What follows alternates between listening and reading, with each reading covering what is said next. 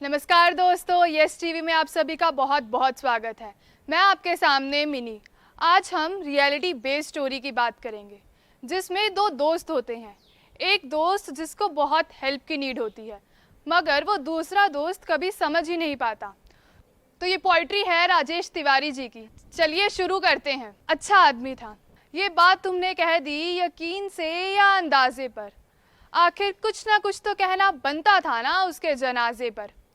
नहीं बोलते तो दुनिया को तुम्हारी अच्छाई पर शक हो जाता, और ये बात वो सुनता ना तो खुशी के मारे पागल बेशक हो जाता। खैर अच्छा ही था तो कभी अच्छेपन का हिसाब क्यों नहीं दिया।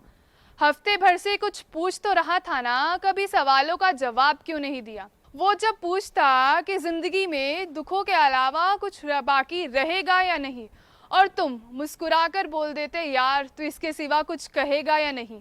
काश इस हंसी ठहाकों को तोड़कर देखा होता, जितनी बार उसे अलविदा बोला रुक कर देखा होता तो जानते तुमसे मिलने के बाद वो वापस घर नहीं गया। वहीं पेड़ के सहारे सड़क के किनारे बैठ जाया करता था, आते जाते मुसाफिरों से रूठ जाया करता था।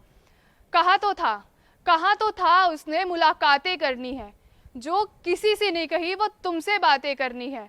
ऐसे में तुम जिंदगी कैसे जीनी है, ऐसे बातें फर्जी भेजकर, दो चार चुटकुलों के साथ हंसी वाला इमोजी भेजकर तुम्हें लगा संभल जाएगा।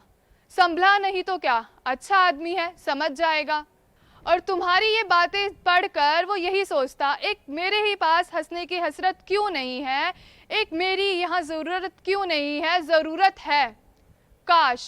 काश उसे एहसास दिला दिया होता, काश उसे बिना वजह गले लगाकर पास बिठा लिया होता, काश उसके लिए ही उससे लड़ लिया होता, काश उसकी घर की दीवारों से ज़्यादा उसकी डायरी को पढ़ लिया होता तो जानते उसकी आंखों में कोई सपना नहीं था। उसके अपने तो बहुत थे मगर उसका कोई अपना नहीं था। कहते हैं जिस मेज पर दवाई की शीशी थी उसी मेज पर माँ बाप की तस्वीर भी मौजूद थी, मगर इस बार उसने जिंदगी को मौत के जालिम समझा, इस बार उसने चले जाना ही मुनासिब समझा। अब वो इंसान उसके जनाजे पर जाता है जिससे उसने हेल्प मांगी थी, बट वो उसकी हेल्प नहीं कर पाता, उसके पास वर्ड्स नहीं होते अपनी प्रॉब्लम्स को बताने के लिए।